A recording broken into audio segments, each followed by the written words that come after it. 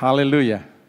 Selamat pagi Bapak Ibu dan Saudara yang dikasihi oleh Tuhan. Pagi yang cerah, kita bisa beribadah di pagi hari ini secerah wajah-wajah saudara di pagi hari ini. Senang sekali melihat kehadiran saudara di ibadah raya.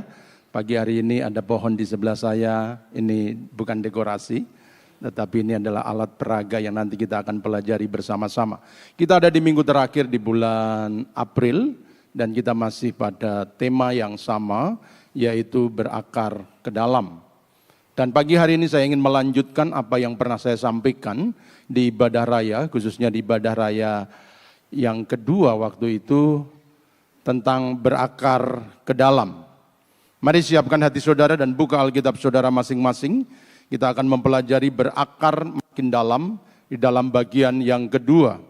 Kita mendasari dalam kitab Kolose pasal yang kedua ayat yang ke-7. Kolose pasal yang kedua ayat yang ke-7, demikian firman Tuhan. Hendaklah kamu berakar di dalam Dia dan dibangun di atas Dia. Hendaklah kamu bertambah teguh di dalam iman yang telah diajarkan kepadamu, dan hendaklah hatimu melimpah dengan syukur. Bapak, Ibu, dan saudara-saudaraku yang dikasihi oleh Tuhan, Rasul Paulus menggambarkan pertumbuhan iman orang percaya itu seperti sebuah tanaman. Agar tanaman bertumbuh dengan sehat, agar tanaman bertumbuh dengan baik, maka yang pertama-tama tanaman harus menumbuhkan akarnya. Karena akar itulah yang menentukan kehidupan dari tanaman. Akar itulah yang menentukan pertumbuhan dari tanaman. Itulah sebabnya dinasihatkan kepada Rasul, kepada jemaat di Kolose, hendaklah kamu berakar di dalam Dia. Layaknya tanaman yang ada di samping saya ini. Kalau dia pengen bertumbuh dengan sehat, maka yang pertama-tama adalah akarnya harus sehat. Kalau akarnya sehat, maka dia bertumbuh dengan sehat. Demikian iman kita, demikian kekristenan. Kalau kekristenan kita mau bertumbuh dengan baik, maka perhatikanlah akar dari kekristenan. Karena akarlah yang menentukan kehidupan, akarlah yang menentukan pertumbuhan.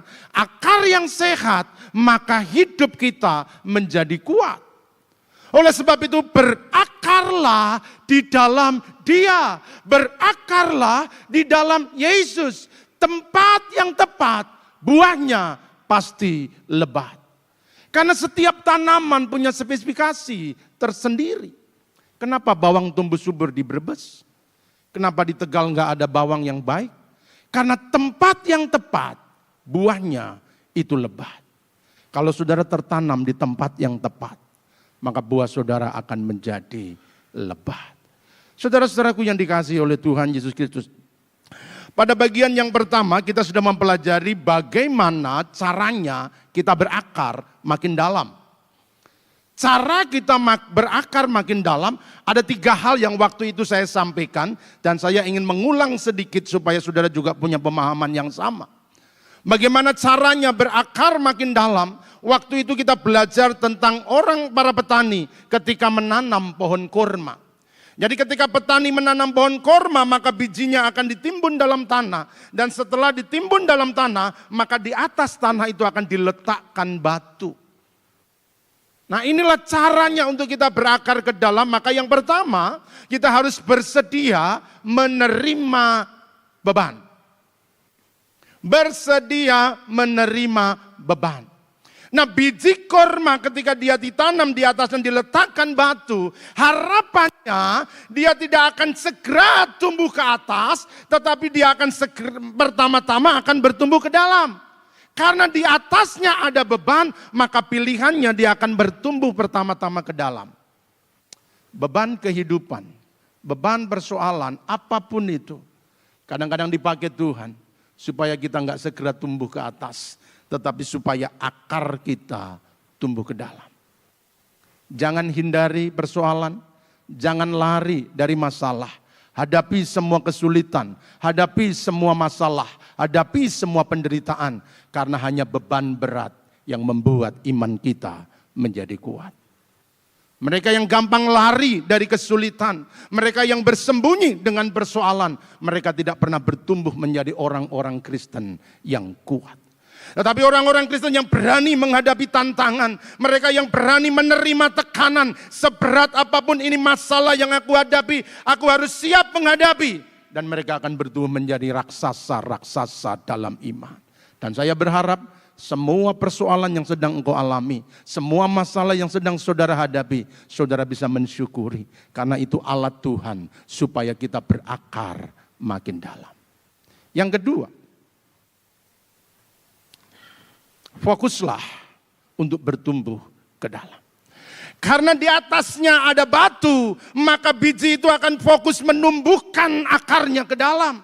Dan ketika dia bertumbuh ke dalam, semakin dalam akar, maka akan membangun kekuatan. Ketika dirasanya sudah kuat, sudah mampu, maka dia mulai tumbuh ke atas. Dan dia mampu menggulingkan batu yang ada di atasnya. Saudara-saudaraku yang dikasihi oleh Tuhan, mari fokuslah kepada hal-hal batinia, kepada hal-hal rohania, apa yang di dalam hidup kita. Karena kekuatan kita yang sejati bukan ada yang di luar tubuh kita, tetapi kekuatan yang sejati itu dimulai dari dalam hati. Firman Tuhan berkata, jika engkau tawar hati, maka kecillah kekuatan. Badanmu boleh besar, tubuhmu boleh kekar, tapi kalau hatimu kecil, semua persoalan engkau akan gagal. Oleh sebab itu bertumbuhlah ke dalam. Dan yang terakhir, yang ketiga, teruslah bertumbuh sampai akar menyentuh air. Biji kurma itu ditanam di padang gurun, kering, gersang, kerontang.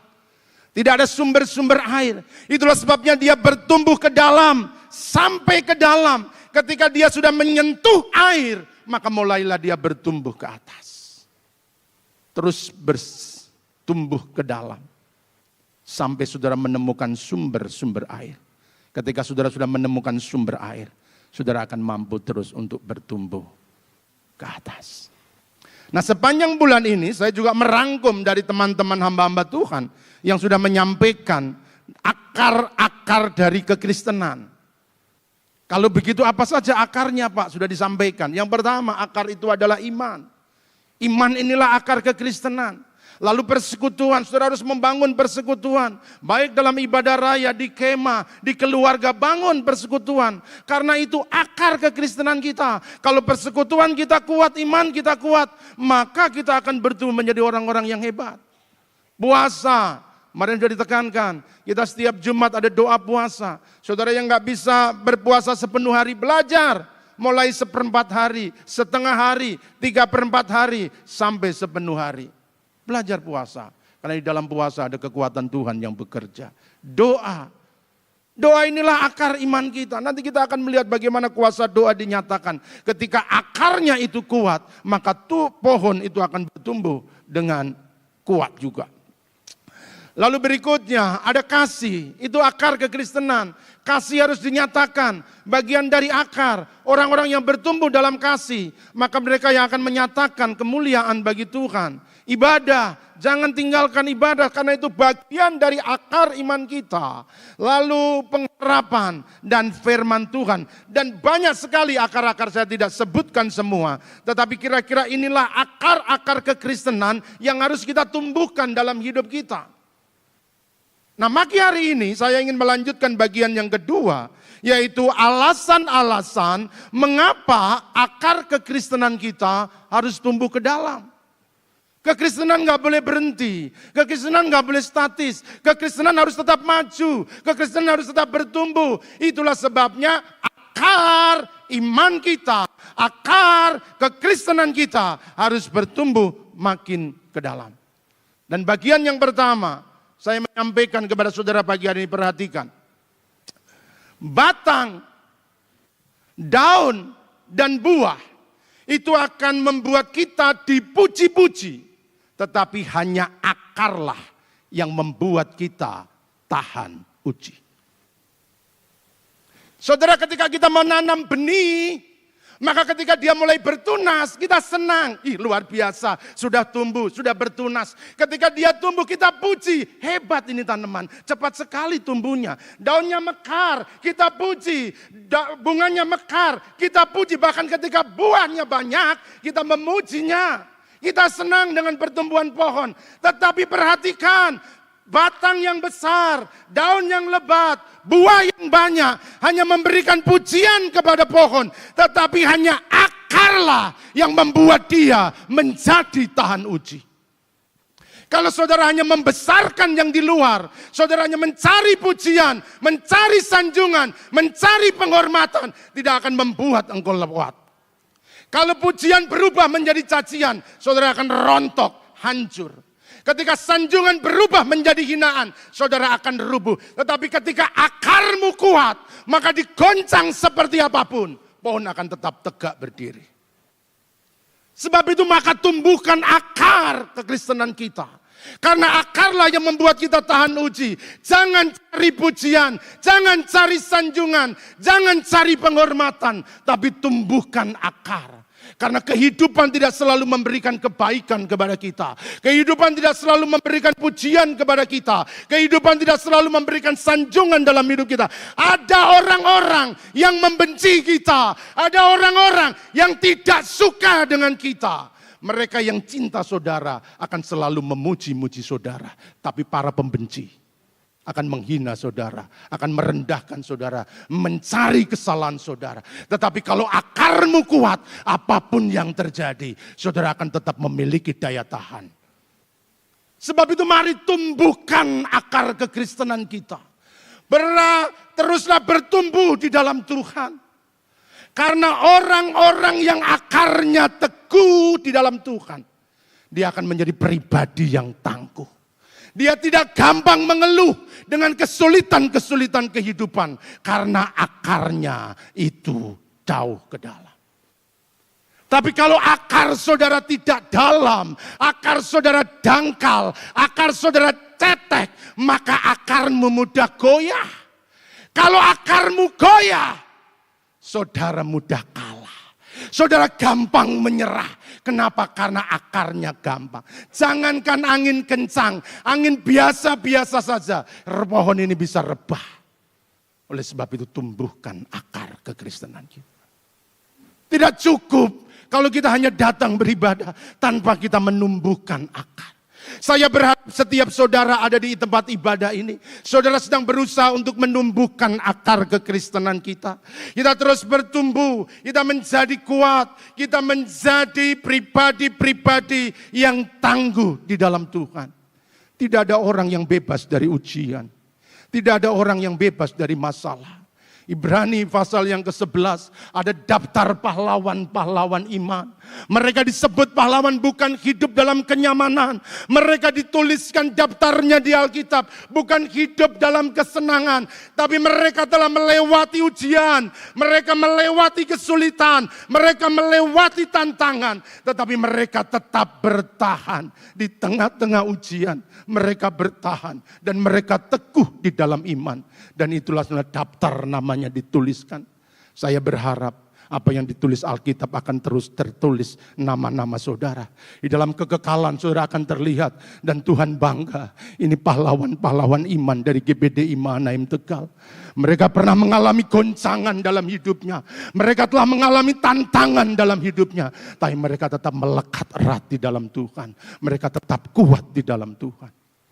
Mari perpanjang daftar pahlawan-pahlawan iman. Dari orang-orang yang tetap teguh imannya, yang tangguh di dalam menghadapi ujian-ujian kehidupan.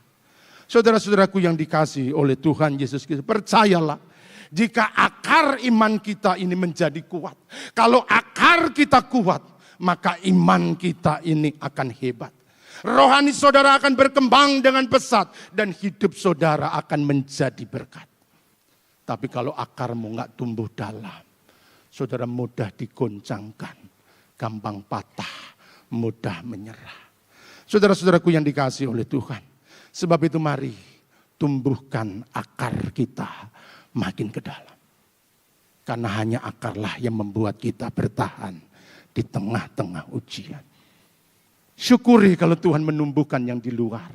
Saudara diberkati, usaha maju, semua sehat, makmur, berkembang biak luar biasa. Syukuri.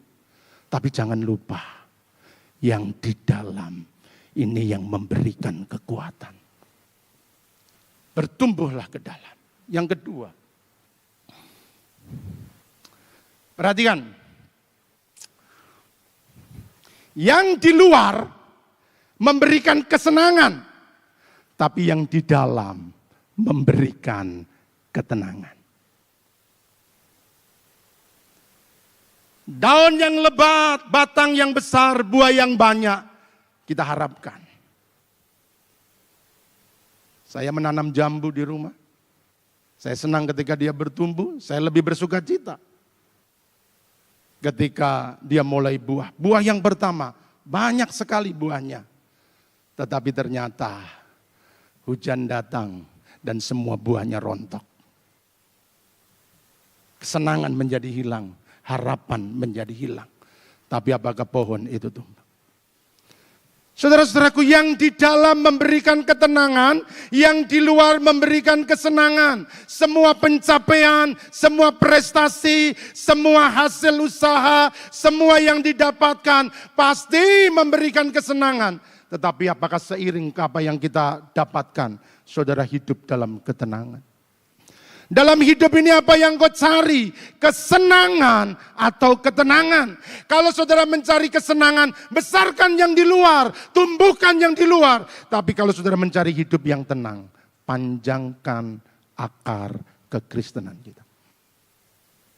Orang-orang yang akarnya ke dalam, mereka hidup dalam ketenangan. Dia tidak takut dengan goncangan, dia tidak takut dengan segala sesuatu yang akan menghantam hidupnya. Karena dia tahu bahwa akarnya tumbuh ke dalam.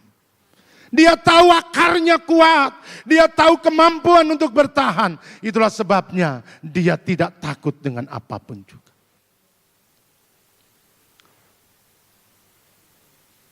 Saudara tentu mengenal kisah peperangan antara Daud dan Goliat. Daud hanya seorang gembala. Ketika ada di medan pertempuran, dia dengar hinaan dari raksasa Goliat. Ada tantangan yang disampaikan oleh Goliat. Di medan pertempuran ada Raja Saul, ada tentara-tentara Israel. Tetapi ketika mendengar tantangan dari Goliat, maka Saul dan pasukannya menjadi kecil hatinya. Tetapi Daud tidak digentarkan dengan tantangan. Dia tidak takut dengan suara raksasa yang menggelegar. Dia maju ke medan pertempuran. Dia melawan raksasa yang besar. Apa yang membedakan Saul dengan Daud? Apa yang membedakan tentara Israel dengan Daud? Mengapa Daud begitu tenang menghadapi raksasa yang besar? Daud akarnya ke dalam. Dia tahu siapa yang bersama dengan dia. Dia tahu siapa yang menyertainya. Tetapi Saul dan pasukan Israel akarnya enggak dalam. Dia hanya mengandalkan senjata perang. Dia hanya mengandalkan perlengkapan yang dia gunakan. Tetapi Daud, apa yang ada di dalam? Aku memang gak bawa senjata. Aku gak dilengkapi dengan perisai. Aku gak dilengkapi dengan segala-galanya. Tapi aku tahu siapa yang menyertaimu. Engkau datang dengan tombak dan lembing. Tapi aku datang di dalam nama Tuhan. Daud di tempat-tempat yang sunyi. Di padang penggembalaan. Dia sedang menumbuhkan akarnya. Dia bertumbuh sehingga keyakinannya timbul, kepercayaannya tumbuh. Dan dia tidak pernah gentar dengan tantangan-tantangan kehidupan. Saudara-saudaraku yang dikasihi oleh Tuhan Yesus Kristus. Kemenangan atau kekalahan dalam pertempuran kehidupan. Itu tidak ditentukan oleh besar kecilnya lawan yang kita hadapi. Tetapi oleh keyakinan iman yang ada di dalam hati. Tak masalah sebesar apapun persoalan yang datang. Tak masalah sebesar apapun kesulitan yang kita alami. Kalau kita punya iman yang besar dalam hati kita. Maka kita tidak pernah gentar. Kalau hari-hari ini saudara masih punya ketakutan. Saudara punya kekhawatiran. Saudara punya kecemasan. Saudara punya banyak hal yang mengkhawatirkan dalam hidup kita. Mungkin bukan karena persoalan yang besar. Tetapi karena mungkin akar kita yang kurang dalam. Ada hamba Tuhan selalu bilang begini. Kalau saudara menghadapi masalah yang besar. Katakan kepada masalah. Hai masalah, aku punya Tuhan yang besar. Itu salah. Saudara nggak perlu katakan masalah, nggak akan pernah tahu. Yang perlu saudara katakan kepada dirimu sendiri.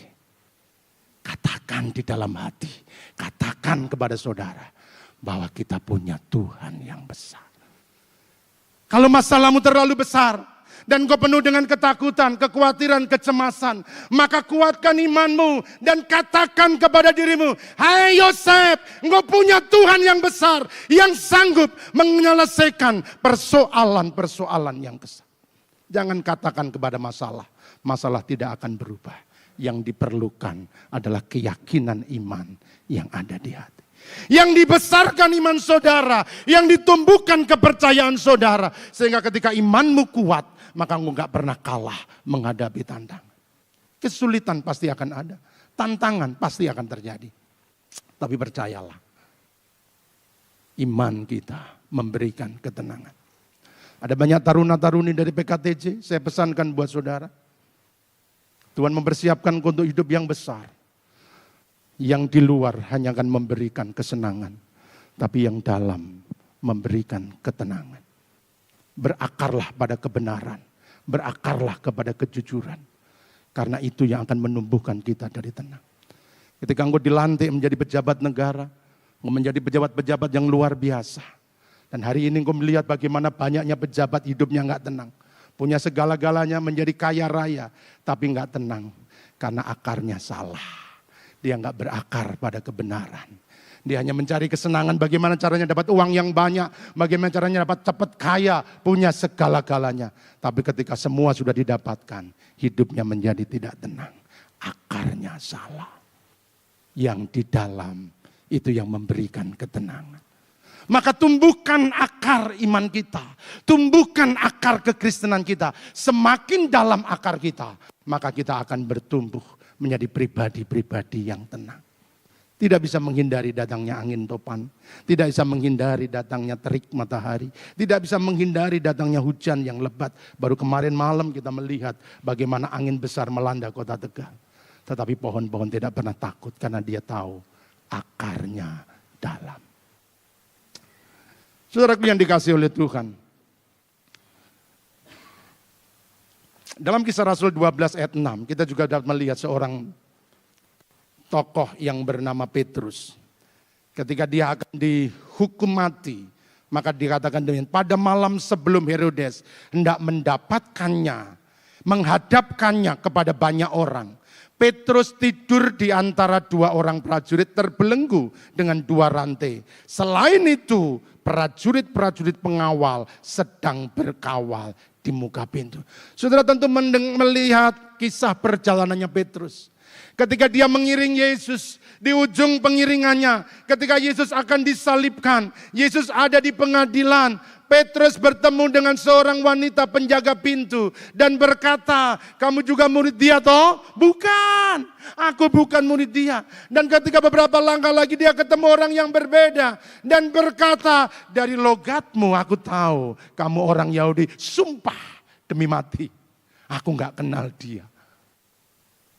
Takut dengan tantangan, takut dengan ancaman. Kenapa? Baru 3,5 tahun ikut Tuhan. Akarnya belum dalam, akarnya belum kuat. Tetapi ketika Yesus naik ke surga, Roh Kudus memenuhinya. Akarnya makin dalam, akarnya makin kuat.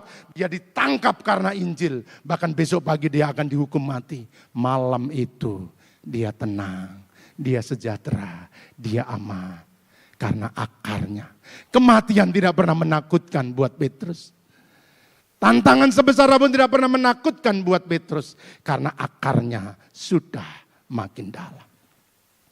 Bapak, Ibu, dan saudaraku yang dikasihi oleh Tuhan. Mari kita periksa hati kita pagi hari ini. Apa yang sedang kau khawatirkan hari-hari ini?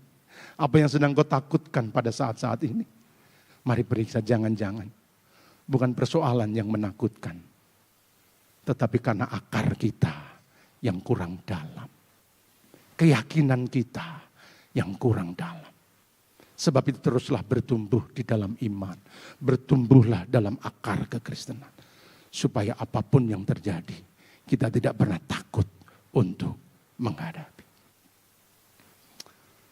Yang ketiga, mengapa akar kekristenan harus bertumbuh makin dalam? Alasannya agar pohon tetap bersemi saat musim berganti. Ayub 14 ayat 8 dan 9 berkata demikian. Apabila akarnya menjadi tua di dalam tanah dan tunggulnya mati di dalam debu. Perhatikan. Maka bersemilah ia setelah diciumnya air dan dikeluarkannya lah ranting seperti semai. Saudara-saudaraku yang dikasihi oleh Tuhan, tidak dapat dipungkiri dalam hidup ini, musim pasti akan berganti. Tetapi kasih Tuhan tetap abadi. Itu lagu. Tapi faktanya begitu. Kita tidak bisa menghindari musim kehidupan. Ada waktunya musim penghujan, tapi juga ada waktunya musim kemarau. Di musim penghujan tanaman senang karena menerima air. Tanah menjadi subur, sumber-sumber makanan dia cukup. Dia bertumbuh dengan lebat, dia bertumbuh menjadi besar, daunnya menjadi hijau karena ada air yang mengairi. Tetapi setelah musim penghujan itu berakhir, maka akan berganti musim kemarau. Mengeringkan semua sumber-sumber mata air. Tanah menjadi pecah. Tidak ada lagi air yang dapat disedot oleh akar pohon. Dan itu yang harus dia hadapi. Bahkan kadang-kadang kita melihat saudaraku, di musim-musim kemarau, maka kita bisa menyaksikan bagaimana daun-daun ini akan digugurkan. Hanya tinggal cabang-cabang tanpa daun untuk mengurangi penguapan. Itu terjadi pada musim kemarau. Tetapi apakah musim kemarau menakutkan buat sebuah pohon? Tidak. Pohon sadar ada musim penghujan, ada musim kemarau. Tetapi karena akarnya menyentuh ke dalam air, maka dia akan tumbuh kembali. Dia bertahan. Dia menggugurkan daunnya supaya dia bertahan hidup. Hanya mereka yang dalam akarnya yang akan bertahan. Saudara lihat tanaman-tanaman saudara yang di rumah. Jangan siram 2-3 hari. Pasti mati. Tapi saudara lihat pohon jati yang di hutan. Saudara lihat pohon-pohon besar yang di hutan. Siapa yang nyiram? Gak ada yang nyiram. Tapi bagaimana mereka bertahan di dalam musim yang berganti. Karena akar mereka dalam. Ini akarnya cuma segini. Gak disiram 2 hari layu. Seminggu mati. Tapi mereka yang akarnya dalam. Dia tidak takut dengan perubahan musim. Itulah kehidupan. Tidak bisa selalu mengharapkan berkat terus. Tidak bisa selalu mengharapkan kesenangan. Tidak bisa selalu mengharapkan pujian. Tidak selalu mengharapkan kegembiraan. Tapi kadang-kadang datang kesedihan. Ada musim kemarau. Sepertinya tidak ada sumber mata air. Kering, kerontang, usaha sepi, duit kosong. Yang tinggal di dompet hanya Patimura. Kalau yang di dompet saudara Patimura, itu berarti saudara masih perjuangan. Tapi kalau Soekarno dan Hatta, kemerdekaan. Ya, merdeka atau berjuang? Ini tanggal tua Pak. Yang ada Patimura, selamat berjuang. Musim pasti akan berganti. Penghujan akan dirubah menjadi kemarau. Itulah kehidupan. Musim-musim yang senang kita harapkan. Tetapi di balik kesenangan bersiaplah. Karena akan datang musim kemarau. Yang akan menggugurkan semua yang sudah ada di pohon ini. Tabungan kesedot, simpanan kesedot. Semua kesedot Pak, kosong. Tapi kalau akar kita kuat. Kita tidak gampang rebah. Kita akan terus bertahan. Kita akan terus kuat. Itulah sebabnya pohon-pohon yang akarnya kuat, dia sadar musim akan berganti, tetapi dia mampu untuk beradaptasi. Musim penghujan dia syukuri, tetapi ketika musim kemarau itu datang, maka dia sanggup untuk tetap bertahan. Karena dia mengadaptasi dengan kehidupan. Dia gugurkan semua daunnya. Tetapi dia tetap bertahan. Saudara-saudaraku yang dikasihi oleh Tuhan. Rasul Paulus memberikan teladan kepada kita. Di dalam Filipi pasal yang keempat ayat yang ke-11. Dia katakan demikian, kukatakan ini bukan karena kekurangan. Sebab aku telah belajar mencukupkan diri dari segala keadaan. Paulus sadar ada masa kelimpahan, tapi ada masa kekurangan. Tetapi dalam segala keadaan dia belajar menyukupkan diri. Kalau ini masa sukar buat saudara, belajarlah menyukupkan diri. Kita tidak bisa menghindari musim yang berganti. Yang bisa kita lakukan adalah beradaptasi. Menyesuaikan keadaan. Ya kalau keadaannya lagi sulit, belajarlah mengekang diri. Kurangi keinginan. Kurangi keinginan-keinginan yang tidak penting. Yang penting cukup. Yang penting ada, disyukuri. Karena memang keadaannya lagi sulit. Jangan kebanyakan gaya. Hukum fisika bilang begini. Bahwa tekanan itu berbanding lurus dengan gaya. Nah kalau hidup saudara itu banyak tekanan. Jangan-jangan saudara kebanyakan gaya. Keadaannya begini, mari disyukuri, sesuaikan diri. Ayub sadar. Ketika dia kaya, dia bersuka cita. Tetapi ketika kekayaannya habis, kekayaannya hilang, maka tidak membuat dia menderita. Dia berkata, Tuhan yang memberi, Tuhan yang mengambil. Terpujilah nama Tuhan. Apakah kita sampai di situ? Ayub bisa begitu, Pak? Karena dia akarnya dalam. Kadang-kadang hal-hal sepele membuat kita marah. Hal-hal yang kecil membuat kita sudah emosi. Kenapa? Karena akar kita kurang dalam. Ketika orang menghina kita, kita menjadi marah. Ketika orang merendahkan kita, kita menjadi emosi. Ketika orang melakukan yang baik kepada kita, kita ingin melawan. Semua hal yang buruk kita ingin lawan. Saya tahu siapa saya. Akarmu kurang dalam. Nggak siap dengan datangnya musim kemarau. Nggak siap dengan datangnya musim kering. Nggak siap dengan datangnya hal yang buruk. Nggak siap dengan datangnya penderitaan. Nggak siap dengan datangnya kesulitan. Tapi orang-orang yang akarnya dalam, dia sadar ada musim penghujan. Tetapi dia juga tahu ada musim kemarau. Sebab itu dalamkan akarmu. Kalau musim kemarau datang, engkau tidak mati, tetapi tetap bertumbuh.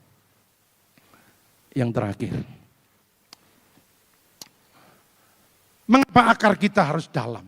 Karena hal-hal yang supranatural itu menentukan hal-hal yang natural. Saudara perhatikan, hal-hal yang supranatural itu akar, itu hal yang rohani, itu hal-hal yang batinia. Tetapi itulah yang menentukan hal-hal yang natural. Yang di luar ini natural. Ini yang kelihatan. Ini batang, ini daun. Ada buah, nampak, natural, alamiah. Tapi ini bisa bertumbuh besar, ini bisa bertumbuh tinggi, ini bisa lebat daunnya. Ditentukan oleh akar yang tidak kelihatan. Inilah hal-hal yang supranatural. Semua yang terjadi di alam natural, semua kejadian yang terjadi di muka bumi ini, itu dipengaruhi oleh kekuatan-kekuatan supranatural. Apakah itu kekuatan Tuhan atau itu kekuatan setan, itu akan mempengaruhi kekuatan yang ada di luar ini. Atmosfer dunia ini akan dipengaruhi dengan atmosfer supranatural. yang saudara hadapi secara natural, itu akan terpengaruh dengan kondisi spiritual saudara. Semua hal jasmania itu akan dipengaruhi dengan hal-hal rohani yang ada dalam hidup saudara. Mereka yang rohaninya dalam, akarnya dalam, mereka mampu mengatasi semua keadaan. Semua tergantung apa yang ada di dalam kita. Ada contoh yang menarik. Keluaran 17 ayat 11, dan terjadilah apabila Musa mengangkat tangannya, lebih kuatlah Israel. Tapi apabila ia menurunkan tangannya, lebih kuatlah Israel. Pasukan berperang di medan pertempuran. Tapi Musa, Harun dan Hur naik puncak bukit. Yang terjadi, peperangan ditentukan bukan jumlah pasukan yang ada. Kemenangan peperangan bukan ditentukan oleh banyaknya prajurit di medan pertempuran. Tetapi dipengaruhi oleh tangan Musa yang terangkat. Kalau tangannya terangkat, kuatlah Israel. Kalau tangannya turun, maka lemahlah Israel. Yang supranatural, itu mempengaruhi alam natural gitu. Apa yang sedang saudara hadapi di alam natural ini? Alkitab berkata musuh kita bukanlah darah dan daging. Kita tidak melawan manusia. Kita tidak melawan orang-orang di sekitar kita. Musuh kita adalah roh-roh jahat di udara. Para penghulu-penghulu udara dan penguasa-penguasa udara. Itulah sebabnya menangkan pertempuran secara supranatural. Supaya yang natural ini berubah. Kita sering kali tergoda untuk berperang secara natural. Kita lawan orangnya, kita musuhi sesama kita. Tetapi kita tidak pernah perang secara supranatural. Saudaraku, waktunya gereja untuk bangkit. Mari kita bangun kekuatan akar yang di dalam. Kita bangkit dalam perkara-perkara yang rohania. Perkara-perkara yang supranatural. Hubungan kita dengan Tuhan, doa-doa kita, puasa kita, persekutuan kita. Kalau ini ditumbuhkan, maka atmosfer dunia ini akan berubah. Keadaan-keadaan ini akan berubah. Saya punya video yang sangat lama, video ini. Tetapi kiranya ini menginspirasi kita semua, bahwa hal-hal yang supranatural itu akan mempengaruhi hal-hal yang natural. Sebuah kota, sebuah bangsa diubahkan hanya mulai dari hal-hal yang supranatural. Silakan.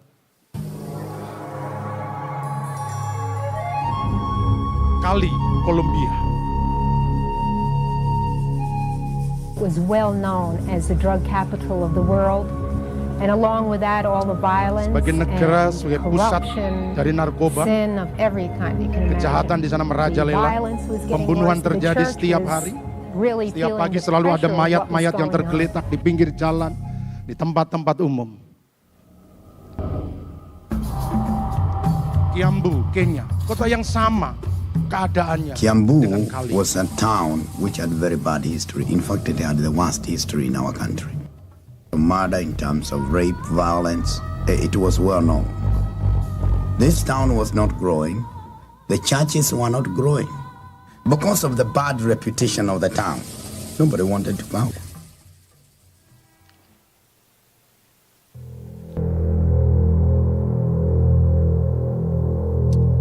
California. This town was in serious Kondisinya trouble. sama. Kota-kota yang dipenuhi kejahatan. Witchcraft, Penyembahan berhala, the Moonies in the valley, okultisme, Maharishi Mahesh perdukunan Yogi, kuat di sana. TM, Transcendental Meditation Facilities, and Church of Scientology.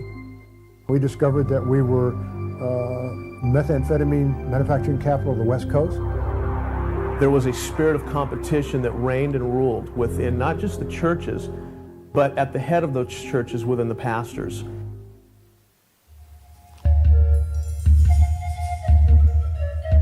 Almolunga, Guatemala. Almolunga was an extremely poor village. This was a community in total poverty and alcohol addiction. Violence, ignorance, witchcraft, the occult, idol worshiping. Itulah keadaan kota. Tapi sudah lihat bagaimana transformasi terjadi. Perubahan terjadi. Di Kali, Kolombia. Orang-orang mulai sadar bahwa perubahan tidak bisa datang oleh pemerintahan. Perubahan tidak boleh biasa datang hanya karena hukum yang ditegakkan. Tetapi membangun spiritualitas. Gereja mulai bersatu. Orang-orang mulai merendahkan diri. followers. They Mereka prayed for mencari unity. Tuhan. They Mereka berdoa, believed in mereka God to berpuasa. see Him move Mereka in memuji, churches. After these menyembah Tuhan. major prayer events, united prayer events were going on, that's when we started seeing the results. And 10 days later, the Kembang-kembang first drug narkoba, fell. And para God kartel is mulai faithful. ditangkap. Setelah bertahun-tahun pemerintah nggak berdaya, tetapi dimulai dari bersatunya umat Tuhan.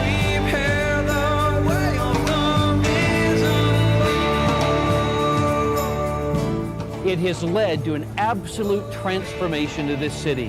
Corruption has been reduced dramatically. Korupsi The menurun cocaine drastis. drug cartels have been shattered in this city.